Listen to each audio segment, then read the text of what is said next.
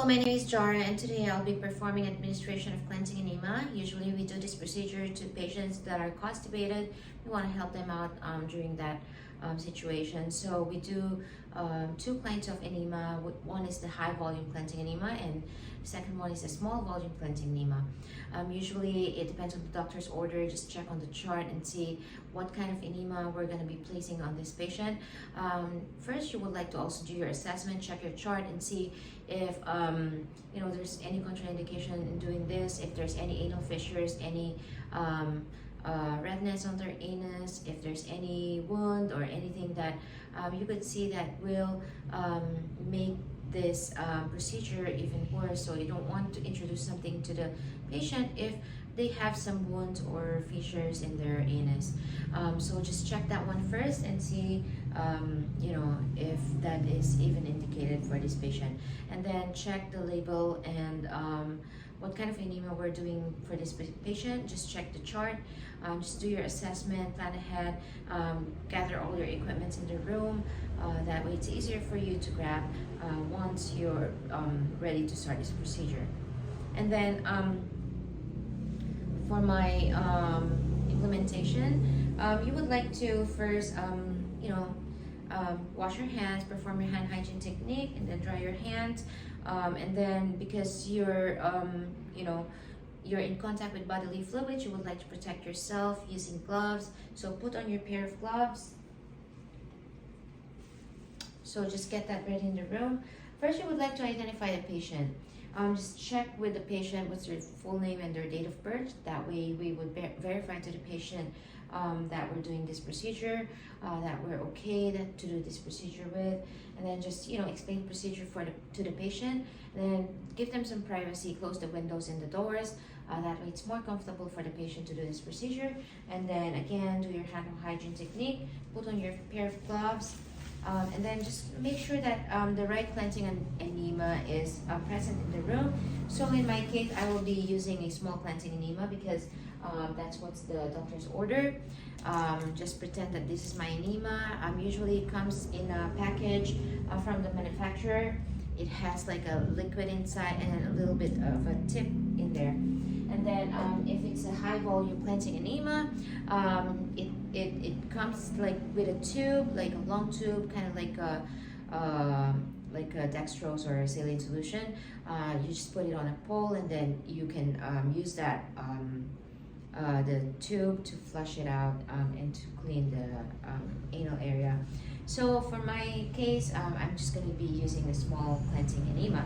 And then just first you would like to let the patient move on their left side because you want to be letting them face your opposite to you. So for my patient, ma'am, my name is Jara and I will be doing a cleansing enema for you. Just make sure that you let them be in a comfortable position, like a Sims position, that just let them lift their leg towards that side, to the opposite side. And then once they already put their themselves on that other side, you would like to expose the area, the anal area, just on that. Just make sure that you just expose that area because we don't want to be let the patient feel uncomfortable. So just make sure that you have your blanket with you and just expose that area there, the anal area. And then before you even do that, just make sure that you lubricate the tip about 2 to 3 inches on the tip. Just get your water soluble lubricant, then put some lubrication on that. That way it's more comfortable to the patient. You don't want to force anything to the patient that is dry because otherwise you might injure them. So just put some lubrication, and then once you have that lubrication on, you would like to separate the cheeks of the gluteal area, and then just make sure that you expose the anus, and then just slowly introduce the tip of the enema to the patient about 3 to 4 inches inside. Just make sure you do this very gently, otherwise you're going to be hurting the patient. So just make sure you ask the patient if it's okay with that, and then just advance the tip even more until you reach that certain certain measurement, about 3 inches. And then just make sure that you don't feel any resistance. If you feel that resistance, you would like to withdraw that tip. You don't want to force that tip to them. So just make sure that you put on a liner, a bed liner, or a pad underneath the patient before you even do this procedure, because you don't want to be spilling this solution over the linens on the bed. Just try to keep the area clean, and then just make sure that you get your commode or any bedpan. That way it's easier for you to catch all that fluids, whatever is going to come out. Or you also want to get the robe and slippers ready for the patient, just in case the patient will feel that she wants to go. Let them go to the bathroom right away. Just let them, get the robe and the slippers ready for them.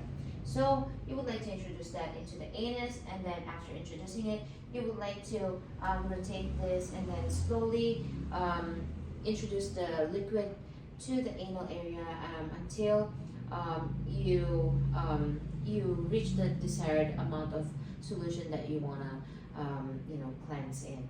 So after doing that, you would like to slowly withdraw the tip of the enema, and then just let the patient lay on their side for a couple minutes, and then just wait about 15 minutes. The patient might feel that the urge of going to the bathroom, so just assist them in going to the bathroom. Just make sure when you assist them to go to the bathroom, they could ambulate there. If not, then just try to assist them, get the bedside commode, and then just make sure that you put the call light button on their side, just so if they need you, you can easily be available for them. Then after that, just let the patient come back to the bed, and then just lay them at the back, and then just make sure that you put some blanket on, make them feel comfortable, and then just ask the patient if they're feeling okay, if they need any more assistance. Then if not, then you're okay, and then just take off your dirty gloves. Make sure you put them in the proper receptacle in the trash, and then just do your hand hygiene technique, and then do your evaluation and document all your findings, what kind of enema that you use for this patient, what time, and all that necessary information needed for this procedure. So that will be for my cleansing enema. Thank you and have a good day.